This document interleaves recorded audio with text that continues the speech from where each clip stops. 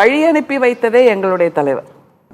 அப்படின்னா நான் இதை எப்படி தெரியுமா காங்கிரஸ் சொல்லாம கொள்ளாம ஓடிடுச்சுங்கிறது வேற விஷயம். இது நாள் வரை எங்களுடைய தலைவரின் தோளில் உட்கார்ந்திருந்த காங்கிரஸ் அப்படியே அந்த வேதாளம் ஒரு கதை சொல்லுவாங்கல்ல, அந்த பேய் வந்து எப்ப பாரு ஏறி ஏறி உட்கார்ந்துக்கும் வேதாளம்.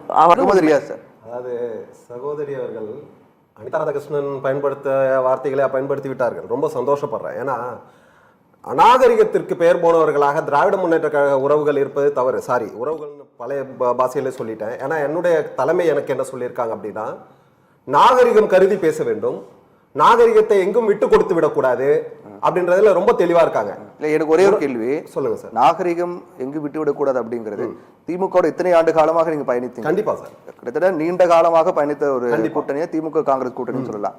இத்தனை ஆண்டு காலமாக பயணிச்சுட்டு ஒரு தேர்தல் முடிந்த உடனே ஒரு நாகரிகம் கருதி ஒரு நன்றி கூட தெரிவிக்காம எடுத்தடுப்பிலே போய் தாவேக்கு சப்போர்ட் பண்ணுறது நாகரிகமா? நல்ல விஷயம். சொல்லட்டுமா? வேதாளத்தை தானே தோளில் சுமந்து கொண்டிருந்தீர்கள். நீங்க சொன்ன மாதிரி நாங்க தான் அன்னைக்குல இருந்து இன்னைக்கு வரைக்கும் வேதாளத்தை தோளில் சுமந்து கொண்டிருக்கிறோம். என்ன எடுத்துக்காட்டு சொல்லட்டுமா? 2004 நாடாளுமன்ற தேர்தலை நாங்கள் வெற்றி பெற்றோம். காங்கிரஸ் கூட்டணியில் இருக்கும்போது மட்டுமே உங்களால் வெற்றி பெற முடியும்.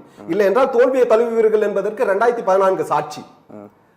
வெற்றி பெற்றோம். 2016 தோல்விக்கு யாரு காரணம்? 2011 தோல்விக்கு யாரு காரணம்? நிச்சயம் நான் கூறுவது நாடாளுமன்ற தேர்தல் என்று வந்தால் இந்த தமிழ்நாட்டில் இருக்கக்கூடிய மக்கள் மட்டுமல்ல, இந்தியாவில் இருக்கக்கூடிய மக்கள் அனைவரும் தேர்ந்தெடுக்கக்கூடியது மத்தியில் காங்கிரஸ் ஆள வேண்டும், மாநிலத்தில் யார் ஆள வேண்டும் என்பதை மாநில கட்சிகளை முடிவெடுக்கிறார்கள். அது ஒரு பக்கம் இருக்கட்டும். மாநில தேர்தல் என்று வரும்போது மக்கள் மனநிலை வேறு மாதிரி இருக்கிறது.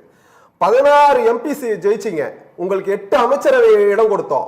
எங்க கப்பல் துறை கொடுத்தோம், நிதித்துறை கொடுத்தோம். இது மாதிரி நிறைய துறைகள் கொடுத்து உங்களுடைய குடும்ப உறுப்பினர்களை அமைச்சர்களாகவும் ஆக்கினீர்கள். அப்படி இருக்கும்போது யார் வேதாளம்?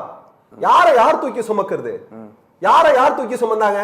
கும்மிடி பூண்டி தாண்டா யாருன்னே தெரியாத ஒரு கட்சி, இந்த பக்கம் ஹோசூர் தாண்டா யாருன்னு தெரியாது, கன்னியாகுமரியை தாண்டா யாருன்னே தெரியாது. இந்த மாதிரி ஒரு கட்சியை நாங்கள் அடையாளப்படுத்தினோம், இந்தியாவிற்கே அடையாளப்படுத்தினோம். திராவிட முன்னேற்ற கழகம் என்று ஒரு கட்சி இருக்கிறது இந்தியாவில் என்பதை நாங்கள் இந்திய மக்களுக்கு அடையாளப்படுத்தினோம் என்பதில் பெருமையாக இருக்கிறோம்.